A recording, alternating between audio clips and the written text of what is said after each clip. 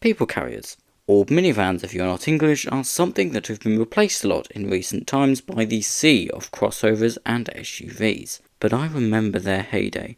How could I forget the sight of a 1999 Renault Espace complete with little Timmy kicking and screaming because his mum said he can't have a Big Mac? That was me. I was little Timmy. Anyways, minivans are in their natural habitat trundling around the local primary school, not racing in a 24-hour endurance race. But in 1995, that's exactly what happened. A minivan went endurance racing. We'll start with a bit of background. Renault released the Espace in 1984, and after a bit of a slow start, it became rather popular. PSA and the Fiat Group wanted a slice of this new people carrier pie, and so, in 1988, they joined forces to create their own. And the Eurovans were born. Released in 1994, 4 models from 4 manufacturers were available. The Fiat Ulysses, the Citroën Evasion/Synergy, Lancia Zeta, and most importantly, the Peugeot 806. These vans were practically identical, however, they did have some cosmetic differences, including headlights and rear lights, grilles and wheels. As they were partially French, they did of course have some oddities. For example, the gear stick was mounted on the dashboard and the handbrake next to the door.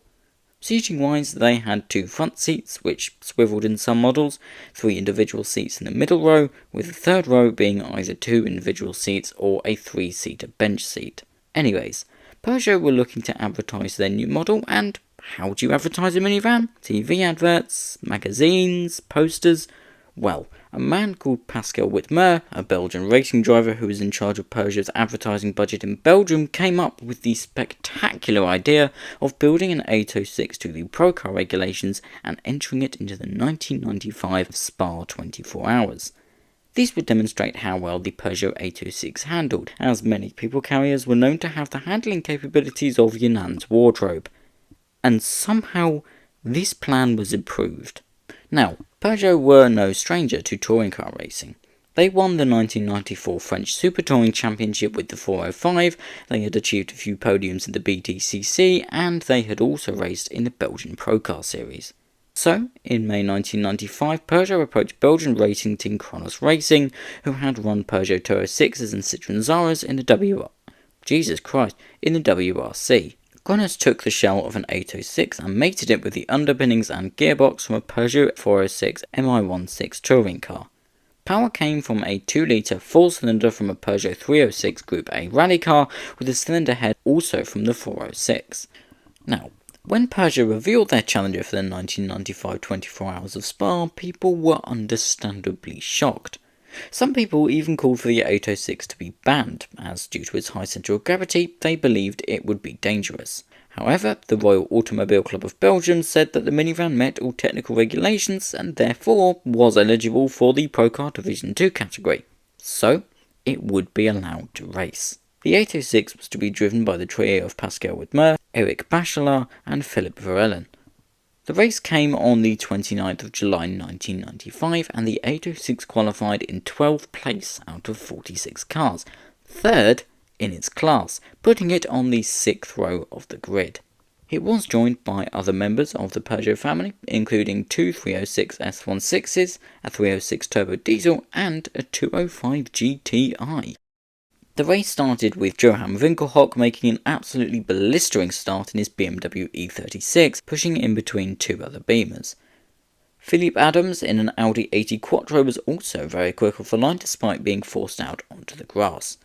Meanwhile, the Peugeot 806 got stuck right in, pushing its way through the pack. A safety car was called on the first lap after a Renault Clio binned it rather spectacularly, but the race was very much on, with the BMWs doing very well.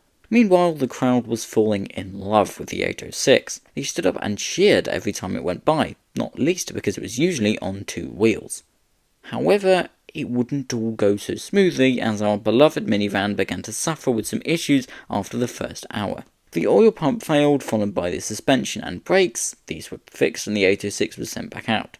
Peugeot weren't the only team having issues though, as the Toyota Corolla had a bit of a crash and a BMW quite literally went up in flames. Anyways, the 806's problems unfortunately persisted. The differential broke and, as night fell, it began to overheat. When the Peugeot was brought into the pits around 10 hours into the race, the engine seized, bringing a premature end to the 806's time at Spa. Winkelhock may have gone on to win the event, but the plucky Peugeot won people's hearts. Unfortunately, this was the only on-track appearance of the 806 ProCar. Its engine and gearbox was removed and it was kept in Kronos Racing's private collection until their founder Jean-Pierre Montron passed away. It was then sold to a private owner who made some repairs, including to the suspension. Despite the fact the Peugeot 806 failed to finish the 1995 24 Hours of Spa, it did complete its task as an advertisement, as we are still talking about it 30 years later. The Eurovan sold rather well and were produced for 20 years, with the 806 and its successor the 807 selling a combined 363,734 units. I hope one day the 806 ProCar gets the chance to hit the track again, potentially a Super Touring Power or another classic touring car event. I'd just love to see the look on the faces of a new generation of racing fans as a people carrier flies by, on two wheels. Anyway, that is it from me today. If you did enjoy, please do go down below, leave a like, maybe even subscribe. Also follow me on Twitter, by the way. Goodbye.